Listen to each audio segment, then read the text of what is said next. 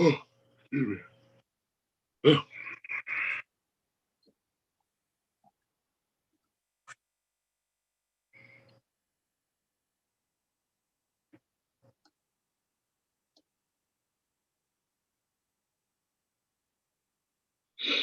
All right. Looks like we live, OG. We up through there.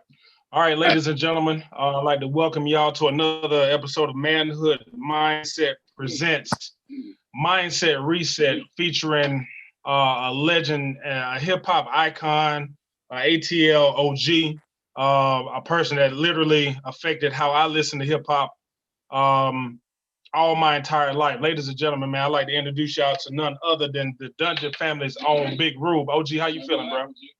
So, all right, ladies and gentlemen, I'd like to welcome y'all to another episode of Manhood Mindset presents. I got an echo. Hold on, my bad. Mindset Reset, featuring. There you go. I just muted that. All right, we got a feedback. All right, go ahead, big dog. Go for it. What's up, everybody? What's up, man? Thank you. Oh, gee, man, all day, man. So let's go ahead and get to it, OG. I was just telling you, I'm trying to brief you a little bit earlier about the reason why we're having this conversation. I brought you down to Georgia Southern back in 2015, man, for our Black History program, right? And you spoke on the Southern influence on hip hop. And then you came back again in 2018 to educate us on hip hop pedagogy, man. And one of the reasons why I wanted to keep in contact with you is because I saw the response and the light bulb that went off into a lot of students' eyes and their minds when they got a chance to hear you in person and have you, I would say, pour into their brains and into their hearts at the program, man. So what I wanted to do is share this with the world, bro, because I'm gonna be honest with you, you changed countless amount of lives. We have a lot of children, a lot of parents, a lot of teachers, a lot of administrators, and a lot of human beings in general that honestly could benefit from some of the things that you have said in the past and what you're saying right now, man. So what I want to do is right now is just give you the floor, tell the people who Big Rube is, man, and we're just gonna really just have a open and honest conversation. Hopefully we can save a couple of lives, bro. Just cat from Atlanta who always loved I don't know, I guess I'm just one of them nosy cats. I always love learning and breaking stuff down and knowing how stuff works. You know what I'm saying? Just get in trouble for open, be all that. You know what I'm saying? Yeah. And yeah. 11, 12, 13 years old, I discovered hip hop and just kind of to be involved in, be around stuff over the next few years. So I was about 14 or 15. You know, I basically just, you know what I'm saying, kind of freestyle, played around with it. Then when I got about 15, 16, I kind of got serious about it and started writing songs and whatnot. And by the time I was about 19, we had kind of crunk up Dungeon family doing music and stuff. And by the time I was about 20, 21, we had got a deal and put out that Outcast and all of that. So it's kind of like it sounds, you know what I'm saying? So quick, but it was a rough ride. And actually, when I was younger, before we got a deal and stuff, nobody ever thought, you know what I'm saying, being in Atlanta that we get a hip hop deal. You know what I'm saying? It just kind of opened the doors for ourselves just by kind of coming together and doing that thing, just because we loved it. And we actually was able to parlay it into. That's real. That's real. The first time I ever heard your contribution to hip hop was True That off Southern Playlistic. I ain't gonna lie, I remember the day I heard it, man. I was sitting back and one of my homeboys, Volvo, my homeboy B from Ellenwood, man, we were just sitting. He said, "You ain't never heard Outkast?" And I was like, "No." He said, "Don't ever say that out in public, bro." So he was playing the music. Then all of a sudden, I remember the music stopped. And then I heard this, you know what I'm saying, I guess this guitar, I don't even know what it was, man. And then you came in, and I remember operating under the crooked American system too long. And one thing that when I met you, bro, I didn't even know that was the acronym Outcast. So can you give us like your thought process when you wrote True That? Because I'm gonna just be honest with you, that excerpt, that poem or that written piece literally changed my mind and how I view the world. So what was your mind at right at that time? Well, we used to be sitting out in the dungeon and they'd be doing rape or whatever. You know what I'm saying? We sitting down there twisting it up or whatever. And he always running my mouth talking. You know what I'm saying? And the music would be going in the background and boy Rico was sitting over there on the steps and he say, man, oh that we ought to do that right there. So I'm like, do what? He said, right what you're doing now, like just like how you be breaking stuff down, let you just break stuff down over the beat, you know what I'm saying? Over a beat, like on the record, you know what I'm saying? Outcast record. So I didn't really take it serious. I was like, whatever. So a couple weeks later, he hit me up. He was like, yo, still need you to do that, break that thing down over the Outcast record. So I'm like, all right. At the time I was going to Georgia State and I think it was between classes. And I asked him, I was like, what you want me to what you want me to say? He said, all I know is, he said, just kind of define outcast, like a definition. He said, I don't think I got right now. He said, I got operating under the crooked American system too long. You know, he came up with that. So he said, just go off that. I said, bet. So then I just kind of went off that and did it kind of as if it was a dictionary definition. Yeah. So it just kind of led into the rest of the spoken word piece. It just kind of caught on. You know what I'm saying?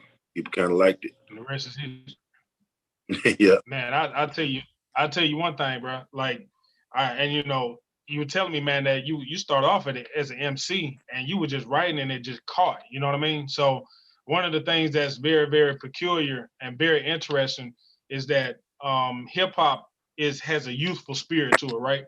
And I see a lot of young kids, man, who still are very interested in hip hop and what their role in hip hop is. And being honest with you, man, I've always realized and always wondered why people scrutinize hip hop like it's supposed. I mean, hip hop really, to me, from what my limited experience with hip hop, man, and I'm going on 30 some odd years with hip hop, man, you can't define it, bro. You just got to follow it. You know what I mean? So even if you were doing the spoken word, man, that was so intense hip hop to me that honestly, when you stop the beat, you had access to the brain, man, when people stop partying. You know what I mean? And I think, and I'm just coming as a young cat in the game, man, just listening to y'all. When that music stopped, the brain started wondering, all right, what happened? You know what I Right. mean? And I started paying attention because I went from partying to paying attention. And one thing what the dungeon did, man, and specifically your spoken word, man, you forced me to grow the hell up, bro. No lie. You definitely forced me to grow up. Like once we got Go. and take that opportunity to feed them a little something, you know what I'm saying? How was that? Was that well received, man? Was that one of the whole group consensus? Did y'all want to party and teach, or did somebody like, man, why we got to do this? How did it come about? Well, you know what I'm saying? When we was first getting equipment and stuff, I was just like, look, man, we can't be doing no dumb stuff. We can't just be known as no ignorant cats or just be saying stuff, I don't want it to be like that. Like we can do whatever kind of music we want to do, but let's just not be known as some ignorant cats. You know what I'm saying? And be Right. more intelligent. Like it don't matter what style or what genre. I'm not type of music we dropping as far. It could be gangster, it could be player, it can be whatever.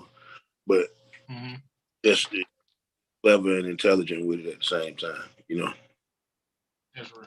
That's real. So let me ask you this, man. Like I told you before, and when we first met, I'll let you know, man, that my major career is, I do comedy and stuff like that, man. But I do a lot of consulting with kids.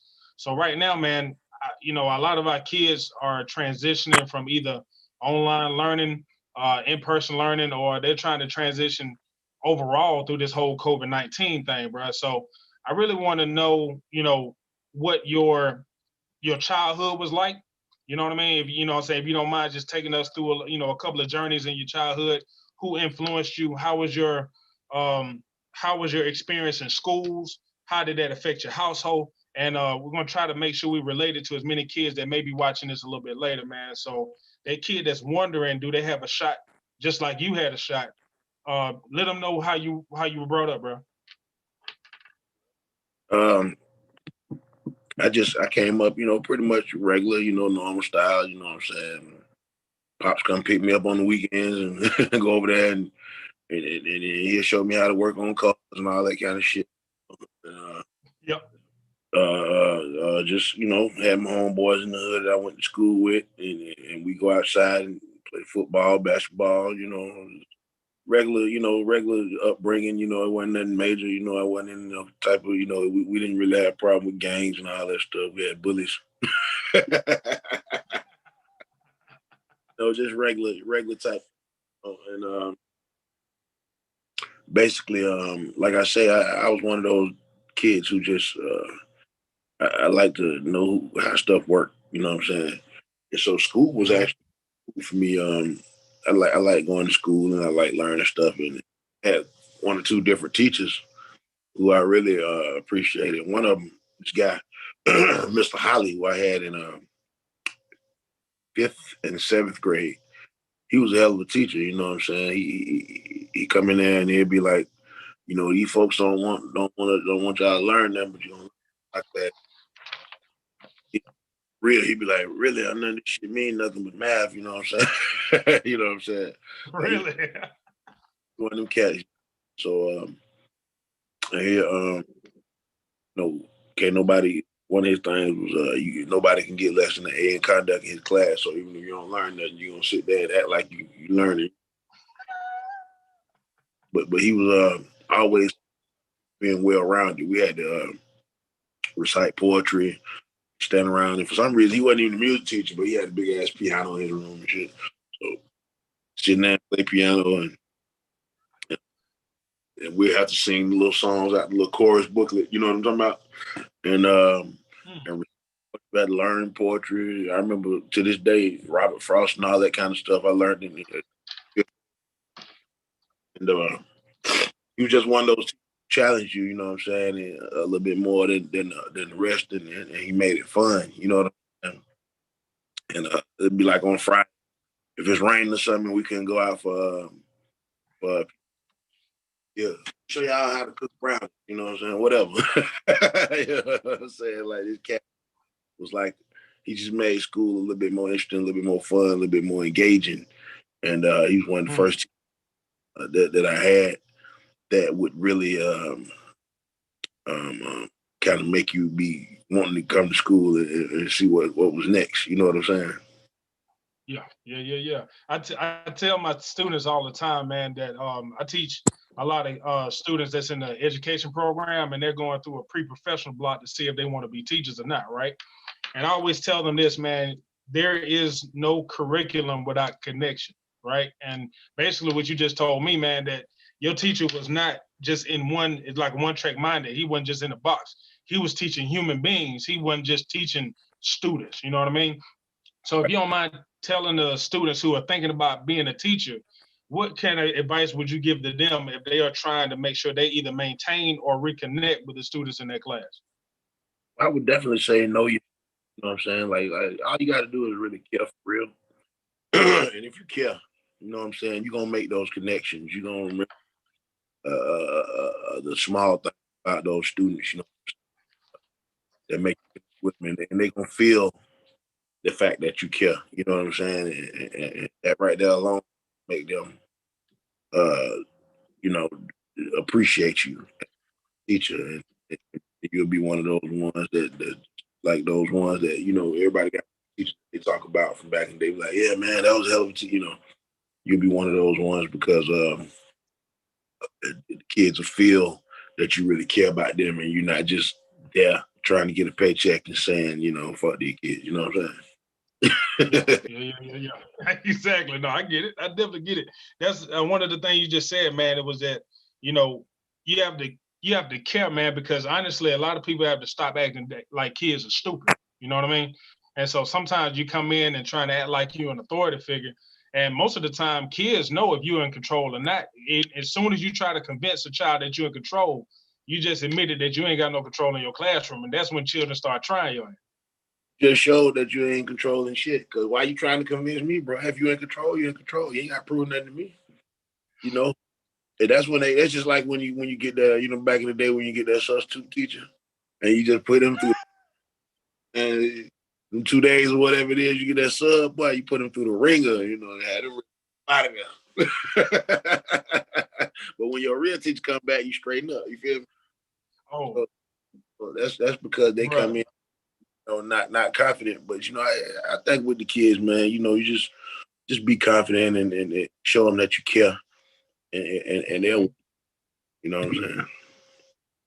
That's real. That's real. So also too, man, I know we were talking about the teachers, man. Let's go to the primary adult, that parent, right? So one thing I'm realizing now when I'm working with a lot of clients, I got parents and I deal with a lot of, I would say, single mothers in the household of all races from what I've been seeing, which is a phenomenon because we hear that one story that is only the Black community that has single mother households, right? But man, the single mother household is literally across all ethnicities, right? But one thing I realized, man, is that a lot of the mothers are struggling with their sons, right? And a lot of the mothers that I'm talking to, they even admit to me, they're like, "Look, Dr. Pugh, he gets on my nerves. I just start yelling and screaming, and he don't do nothing. He just be looking at me, right?" And I'm just telling them, I said, your son is gonna believe what you do, not what you scream, right?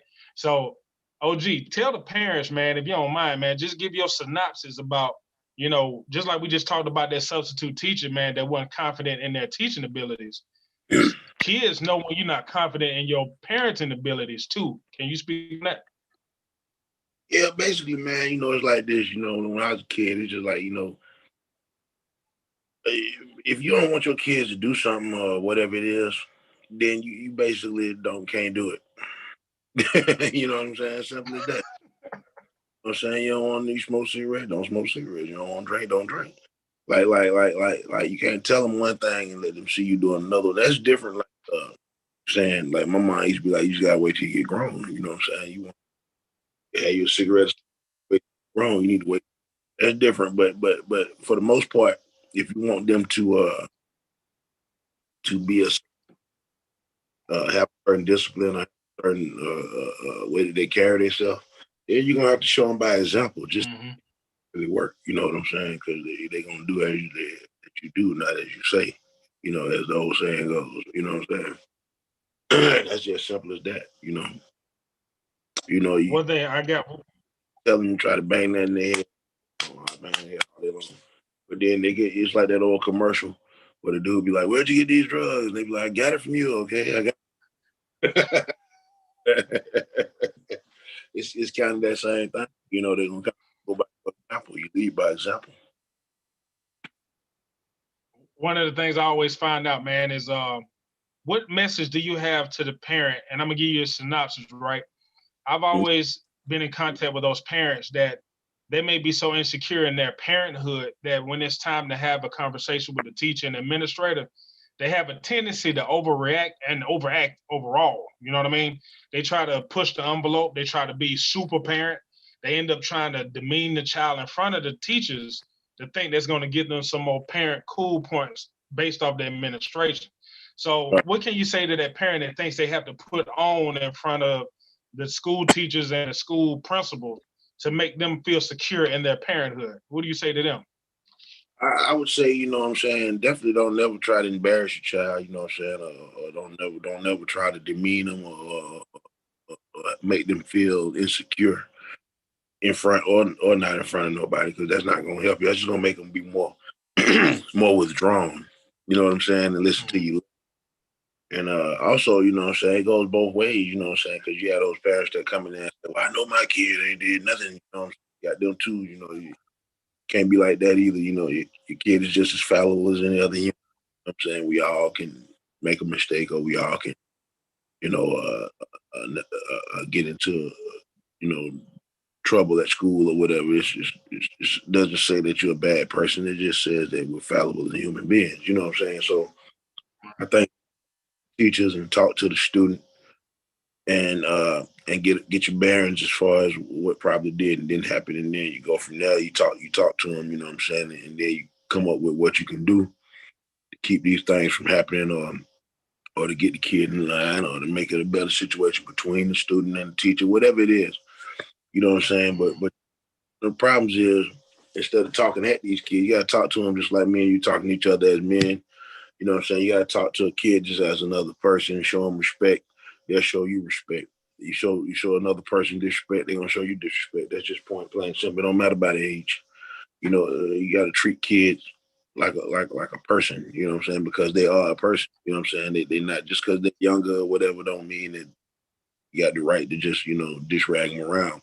Also, you know what I'm saying? To be honest with you, um, the grown person is more in the wrong for doing that than anything because you already had the experience and live life, so you should know better than to do that. The kid is learning. You know what I'm saying? They're gonna make mistakes. They're gonna have to be corrected. They're gonna have to be repetitiously taught stuff because that's what growing up is. That's how you learn. I mean, you come in the world with a blank slate. You gotta get information. You gotta get learning. You gotta get your culture and your social uh, etiquette and all of that. How you supposed to act, how you should act, how you shouldn't act, things you should do, things you shouldn't do, what's right, what's wrong, what's appropriate, what's inappropriate. All that has to be installed into you. So for somebody who that's supposed to already be installed in to fall to the wayside on that, you know what I'm saying? It's kind of, it's like it's showing that you're less mature than the kid, whereas the kid is doing what he's supposed to do. He's supposed to be making these mistakes and stuff so that he can learn.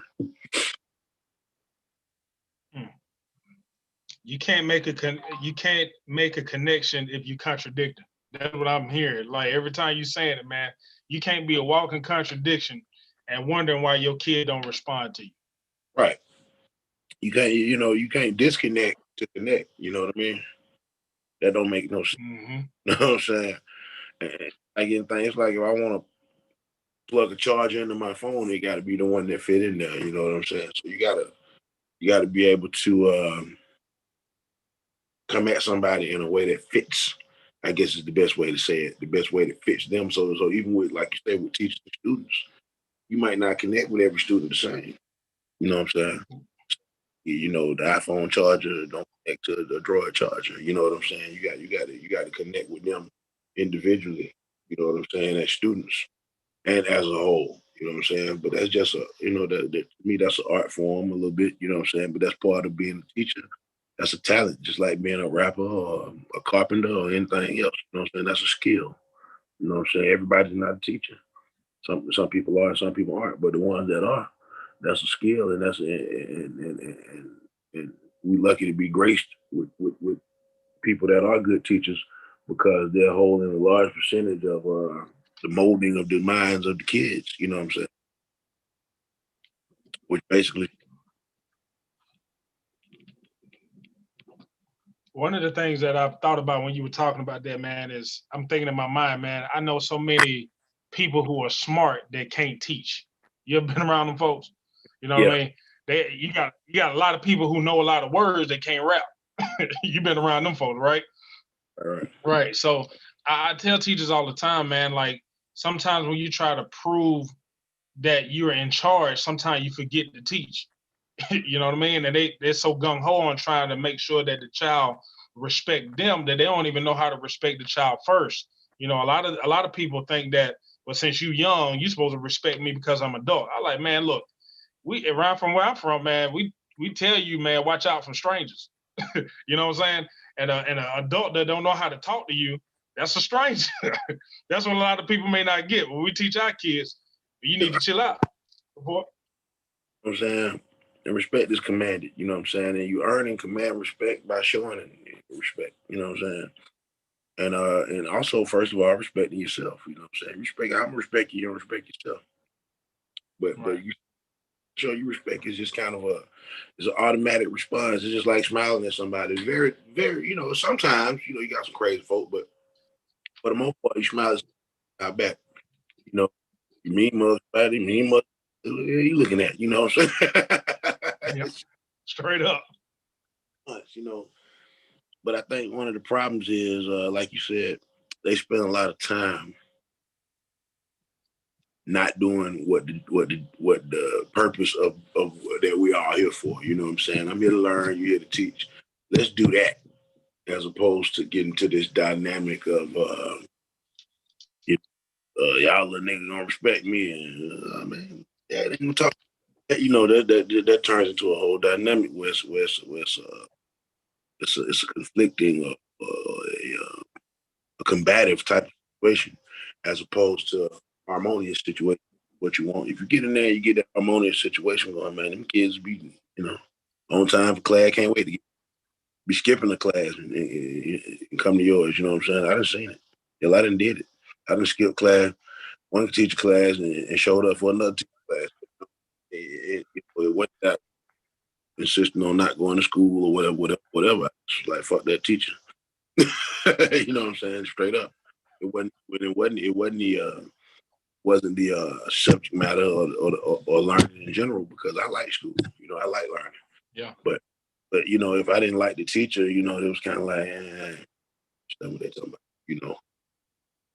And that says a lot, because a teacher can turn a kid off to education as much as they can turn them on to it. I had a teacher, man. I'm so thankful for a few of my teachers, man. They knew how much animosity between me and another teacher. Sometimes they'll just make up a reason to come get me out of class. I remember them days, you know what I mean? And so they were like, man, give him his work. I had a coach one time that said, look, he messed up in another class. I need to see him. And then that teacher was like, oh yeah, take him. But he was like, no, give him his work too, because I don't want him behind. But he was like, no, man, I seen her in the teacher's line earlier, man. She got it for you today, man. So just chill out with me, get your work done. You know what I mean? So a lot of times teachers don't even know their boundaries and some of the steps they can take to keep those children safe. And sometimes you got to stay out of, you got to get outside that box, man, because the school to prison pipeline is extremely real. And a lot of people don't understand how real that school to prison pipeline is, man. It starts with those disciplinary referrals, man, because sometimes, man, when adults don't get along with kids, the adult has the power of the pen. You know what I mean? And we already know, as soon as it's documented, man, it's damn near law. You know what I mean? So I've had some kids. I'm gonna tell you what we did last year, man. I want to get your thoughts on it. I had kids last year go and demand their discipline referral record, right?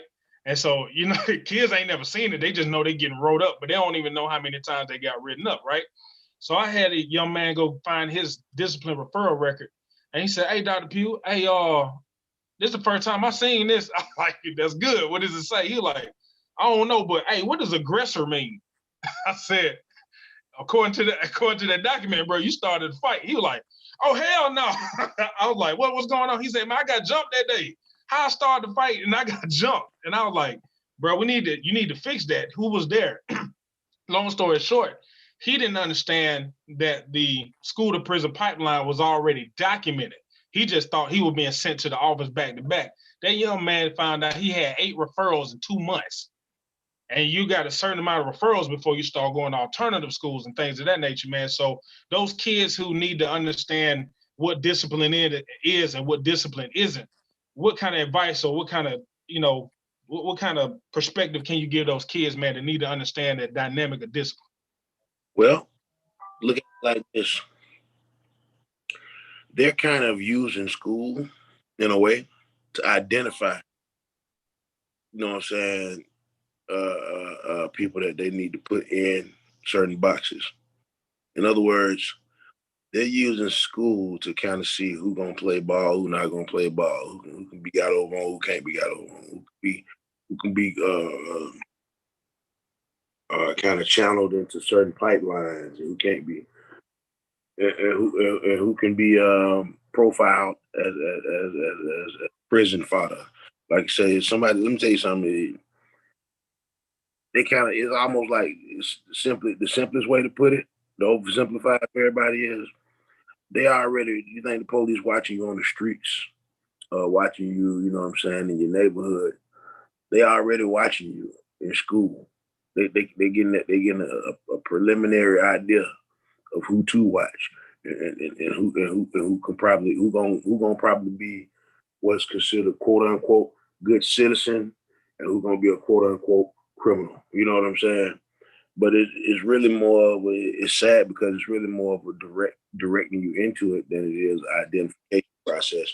But wrong either way, because the best thing to do is just let people live their life, and then if somebody make a mistake, they make a mistake. But to kind of guide people into the different boxes and the different paths that you feel they should be into because of whatever reason, whether it be homes they come from or whether it be financial situation or race or whatever, you know what I'm saying, is wrong.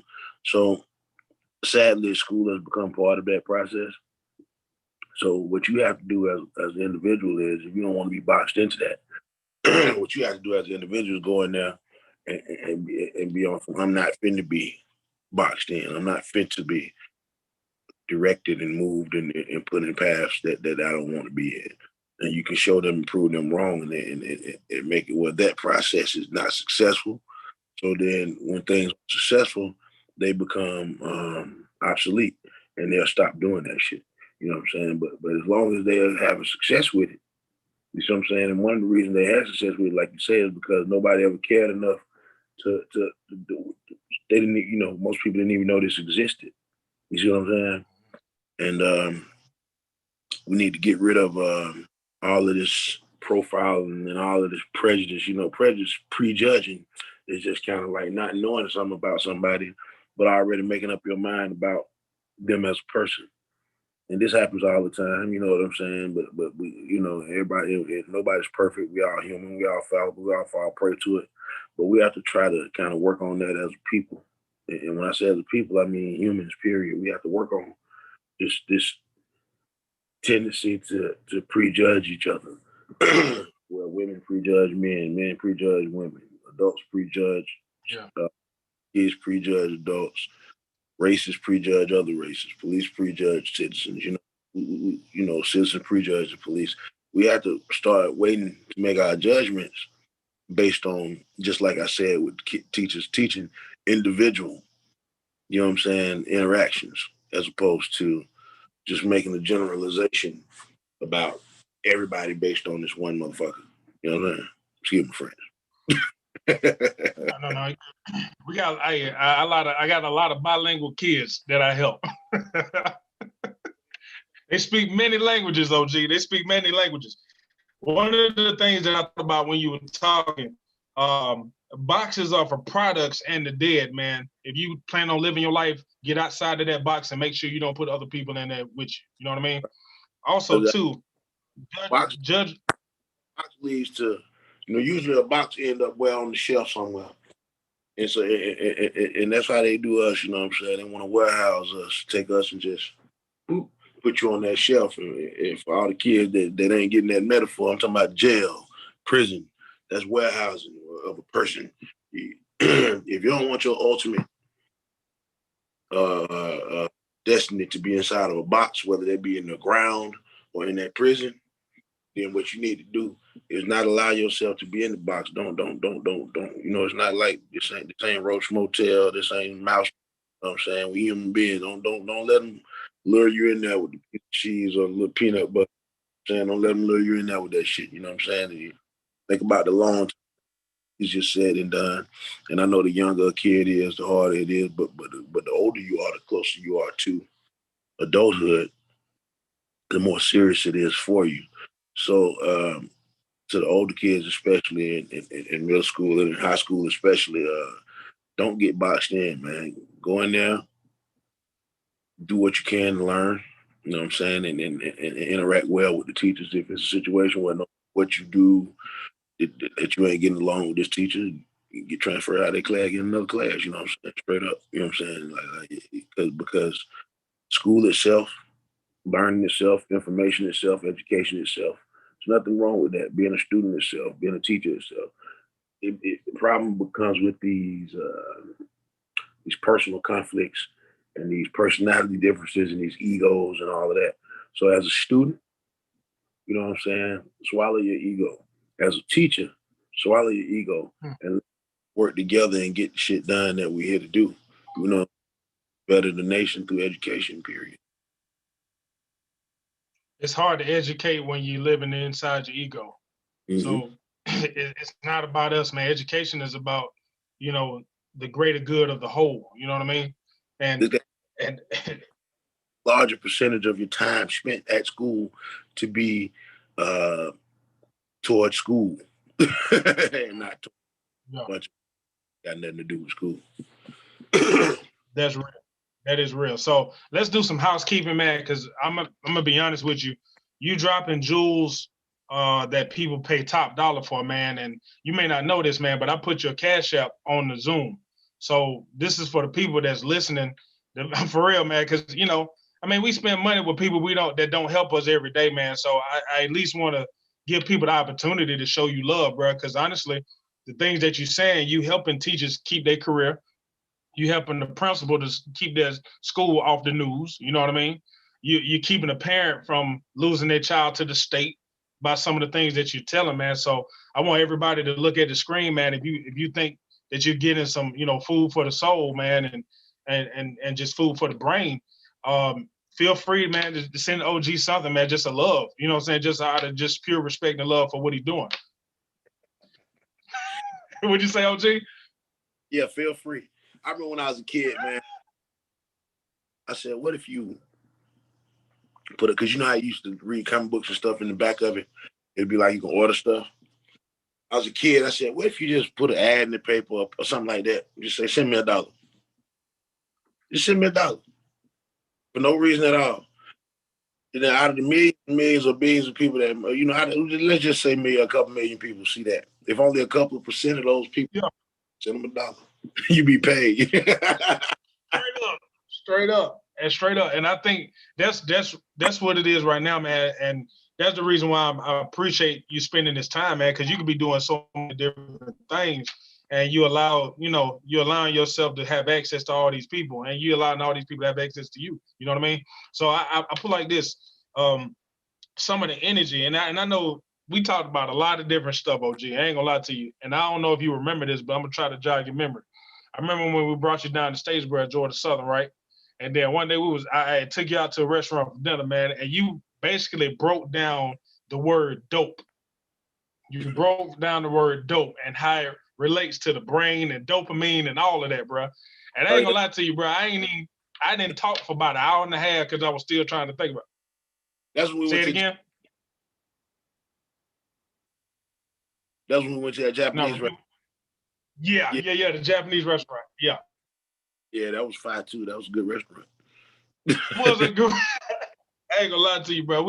I ate more than you that day, bro. I ain't gonna lie to you, man, because I was still trying to I was just listening to you, man. I was just ordering stuff, right?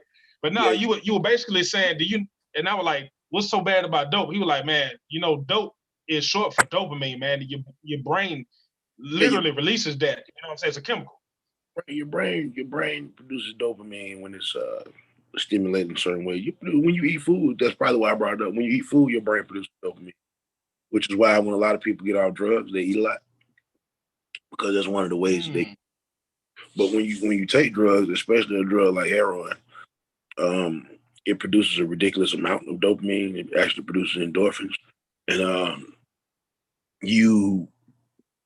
the amount that it produces can't be produced by nothing else. So what ends up happening, nothing else that feels better than that. So when people get to a point on drugs where the only way they can get the amount of dopamine that they're used to is by doing the drugs, and what it does is it dulls the other things in life out. It dulls out sex, food, whatever the different things are that produce these these feelings of well-being chemicals in your mind naturally become nothing as compared to when you get high on the drugs. And eventually the drugs produce less and less of it. So you got to take more and more of the drug. So eventually the drugs work. And that's how the serious abuse and the tragic stories that you hear about, people overdosing and stuff like that. And basically the ways that we feel and all of that are chemically induced, but it's natural. The brain chemically induces you to feel whatever, pain, pleasure, whatever, sadness, happiness. These are all, that's why they say when people have chemical imbalances and stuff like that, you know what I'm saying? They have to balance out the chemical. Your brain is just making chemicals, sending electrical signals, making chemicals. So that's how drugs work. When you get out of a drug, it changes the chemical balance in your brain, which changes how you feel. So the slang dope basically comes from the fact that originally when they said dope, they were talking about heroin. The slang dope came from how much dopamine you got from taking drugs. You know what I'm saying? That's all. That's deep. So a lot of kids who don't understand, they just think dope is a cool word. Cause I ain't gonna lie to you, man. I was in my 30s when you told me that. I was like, man, I know I should have known this by now. Cause you seen that look on my face when you told me. You were like, ain't nobody told you that? I was like, man, I'd rather not respond. You know what I mean? So I put like this, man. So all the kids out there who are trying these experimental drugs, who are, got their friend and like, hey man, come on and just hit this real quick. One thing that, I'm not a perfect person. I think perfection ain't even good enough. I made mistakes, but one of the things that I knew that some mistakes were not worth making. You know what I mean? I grew up with all of these different commercials, all these different, like right now we got a hashtag, but back in the day, that dude would come with that skillet. You remember them commercials in the 80s and 90s? They come with that skillet. Yeah, he was like, yeah, this your brain on drugs. And I'd be like, what drug fry my brain in the cast iron? God damn. You like, damn. I remember that came out from Reagan Day, National Reagan Day. When they had the one, when they had Just Say No, they came to high school and they had a big old board. They had the drugs on there, like taped to the board and tell you what it looked like, and tell you what it do to you and all that, tell you gonna kill you. You know what I'm saying? Scare shit. But I understand they did it, and I understand also something, at the same time, I was like, yeah, they damn they're telling you where to get it. Go down there on the corner, Leroy, and I don't think they knew it. Straight up. But for real though, all jokes aside, you know what I'm saying? That's one of the reasons. It's just like school, just like learning or history or we catalog information. What we're doing is, that's not to say that the next person that comes along the pike is supposed to have his own experiences in life, but it's more guided. In other words, for example, Lewis and Clark, when they went out and started mapping America, right? It's Sacagawea, yeah, I don't know about, never said that about her. But you know what I'm saying? When they started mapping the country, the next person that came along had a map. It may have not been the most accurate map in the world, but they had something to go on. They improved that map. And then the next person that comes have an even better map, and the next person, and the next person, and the next person, to the point where now we got GPS where it still can make a mistake now, because your GPS will have you fucked up sometimes. But it's pretty accurate. So now you have a guide based on generations of people adding to this information, to where you're going to go out and have your own experience, but you have less chance of getting lost, if that make any sense. You know what I'm saying? Yeah. You get less of a chance if you allow the guidance to guide you. You see what I'm saying? So in other words, you go and talk to these people that have been through these type of things, drugs, and that if you listen and take in their wisdom and take in their experience, their life experience, then as you go through your journey, you can avoid some of the pitfalls. You know what I'm saying? Or recognize some of the dangers as they come toward you quicker than if you just went in uninformed. If that make any sense. That made perfect sense, man. Like, one of the things that kept me away from a lot of different things, man. I saw how many hands it can go through, and some of them hands I ain't trust. Like, so, you know what I mean? So I like, man, if I ain't trying to tell people what to do, man, but when I get out of the convenience store, I don't know where it coming from either, but at least I can ring it up. That's what my process of elimination was. I ain't doing nothing. I can't hear that boop sound, like, you know what I mean? The name on here is some folks that we can call. This 800 number. It's somebody that can be held accountable some kind of way. You know what I'm saying? Even if they putting you through it, like that. Not that get on out my yard with that shit. You know what I'm saying? Well, get on right around here, boy. This ain't Walmart. You know what I'm saying? Public service announcement for everybody who listening. We are not encouraging the use of drugs. No. Because LG, this 2020. What I'm doing is discouraging it, but what I'm telling you is this. Talk to some people that have not your homeboy who just trying it with you for the first time. I'm talking about somebody who done went through it, and you'll see that a lot of it is not worth it. They'll tell you a lot of the negative things that have happened to them, the times they've been locked up, the times they've been hospitalized, the times they've been beaten up, robbed, stabbed, shot. And that's what you need to hear about. Instead of how good it felt, you need to hear shot and stabbed, robbed, locked up, you know what I'm saying, beat up, jumped on, you know what I'm saying, disrespected, you know what I'm saying, all that type of stuff. And then you'll be able to make them more. That's real. That is real. So I want to transition to a topic that a lot of people love to talk about, but I'm not sure if everybody knows how deep this stuff goes. And we're going to talk about bullying in all phases of humanity, right? So right now, I talk about, I talk to kids directly about bullying, and we call it peer pressure. But the adults go through bullying too. I call it professional peer pressure, where the politics get into it, and all of a sudden you want to look after certain kids, but it's those type of kids, it's frowned upon to make sure those kids get those resources. And now you got a lot of teachers wondering, do I make sure that child don't go to jail, or do I stop feeding my family? You know what I mean? So first, what I want to do is ask you to talk to a young student, young man, young woman who's actually dealing with peer pressure. It could be drugs, it could be sex, it can be anything. Some of them are still trying to figure out their way in life. They're trying to figure out their identity. And now they're trying to make sure that, they're accepted, man. So if you don't mind, just elaborate on the dangers of acceptance. Talk to the young kids first, and then it will segue all the way up into the adults, the professionals.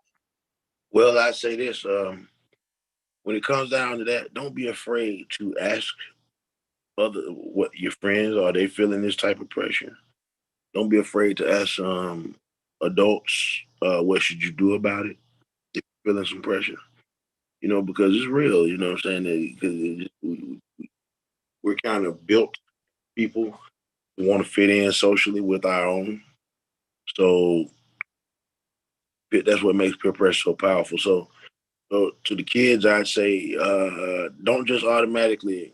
It's easier said than done. Don't just automatically fall prey to peer pressure, but don't be afraid to talk to others about it, because that's what will increase your confidence level, and you'll see that it's not just you that's going through this. A lot of times people feel alone, and I think that's what makes them feel so pressured. But if you see that other people go through this and this is a natural progression of life, then I think you'll be able to deal with it a little bit better, especially as the kids. I think what the kids need to do is, if somebody's making you feel uncomfortable in any kind of way, you need to definitely talk to an adult about it. You know what I'm saying? Other than if it's an adult that's making you feel uncomfortable, go talk to a different adult.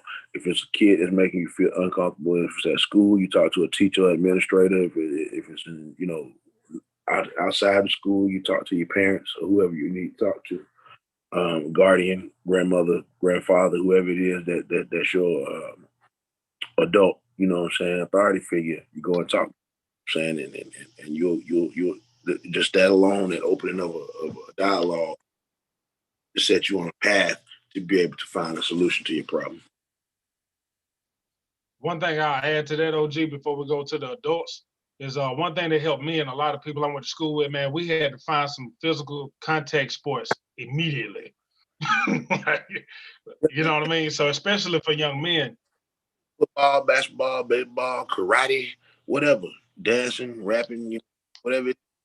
You know what I'm saying? Like if you find energy into, you know what I'm saying, especially if we're talking about peer pressure to do drugs, any type of thing that like when we was young, they called it having too much time on your hands. You know what I'm saying? You go other things to take up your time. You'll also find that you may have some interest and some love that you didn't even realize you had. That's how you find out you might be able to rap or play football or play basketball or whatever it is. Because you may get into it for one reason, but you may get a lot more out of it than you thought you were going to get. Yeah. Want to put like this. What do you have to say to the kid who don't know if they're a bully or not? You're like, some of those kids find out later on, they be like, yeah, you was my bully. You're like, what? I was just playing. How was I your bully? So that person, that young kid that don't know how to communicate. They think they just playing, but secretly they tearing down their friends. What do you got to say to that kid? Well, I mean, if you if you're if you're using if you're using your size or anything like that, or if you're threatening, or if it seems like motherfuckers are scared of you, yeah, you probably a bully. You know what I'm saying? You probably bullying you know what I'm saying? But people say that when they get older, they try to act like, but I mean, motherfuckers know if they're bullying. You know what I'm saying? like just being honest, like Yep. when you get try to rationalize, say, nah, I wasn't no bully. You know what I'm saying? Everybody always do that, but when you're a kid doing that shit, but they usually on the same note, they still a kid. The average bully has either been bullied or something like that. You know what I'm saying? It's something that's making them have the notion that that's the appropriate, or that's how you communicate or react with other people. So again, it goes to back to the adults. You know what I'm saying? So even the kids getting bullied, if you telling somebody you're getting bullied, that can actually help the bully, because it may be a situation where they're being abused or something like that.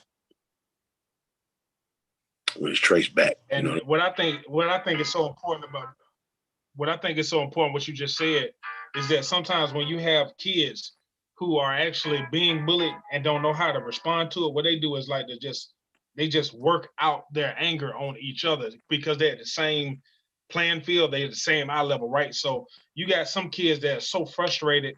Like, say for instance, I know a kid that was a bully at school because he was getting whooped at home by everybody. So by the time he come to school, it was his time to just take it out on the world, right? But he didn't understand how to take it forward. What'd you say? I'm saying, yeah, exactly. It's like a pack mentality. It's like you got wolves or something. You got all the way down Alpha to Omega. You know what I'm saying? They pick on each other. You know what I'm saying? Everybody got somebody to pick on except Omega, but it's like whatever. It's like that in corporate America and stuff too. It's like my boss cuts me out or whatever. I'm gonna go and take it out on the motherfucker that work under me. You know what I'm saying? Right. Right. So let's transfer over to the adults, man. You mentioned corporate America, right? And honestly, a lot of people don't understand, man. Education is corporate America. I know a lot of people love to separate the two, but education, man, anytime where you have to be somewhere and have to do exactly what somebody else tell you to do, clock in, clock out, that's corporate America. And when I think about corporate America, I think of the word corp, man, meaning that part of you dies inside every time you go. You know what I mean? When you corporate, you actually It's really supposed to be kind of derivative of cooperation. You know what I'm saying? Yeah. As coming together to work as one. But kind of started to happen is it's become corpse, like dead. You know what I'm saying? Like just kind of a blind, soulless, emotionless following of a guideline. You know what I'm saying? And I think what the problem is the more levels or the more separation you put in between the people, then the less lively it is, the less emotional it is, and it becomes just straight up, this is how we do this, because they're just reading it on the bottom line. Like these people that have never even met each other, that's giving out, you know what I'm saying? So it's like I'm looking at this piece of paper and I'm saying, well, this piece of paper says that last year this percentage of students did this. Da, da, da, da. We come up with a better way to do it. Bam. We put down these guidelines, and then we send that down the pipe. But we don't know the situation. We don't know the students. We don't know the teachers. We don't know nothing about none of that. We're not doing we're not taking any of that into account, and we just using what they call a broad stroke. You know what I'm saying? Which don't, you know what I'm saying? So I think one of the problems with corporate America is the broadness of the rules and the guidelines that they put down, because it don't necessarily work the same. It's like standardized tests. You know what I'm saying? Different people, different social cultures and stuff like that do different on certain standardized tests, because the tests are relative. It's not like, but then you like certain stuff like the math part, but then they'll try to find a way to make the math part unfair. You know what I'm saying? So it's like you got to try to make things fair on a level playing ground, and the best way to do that. Did I lose you, Chris? Yo, Chris. I think I might have lost you, brother.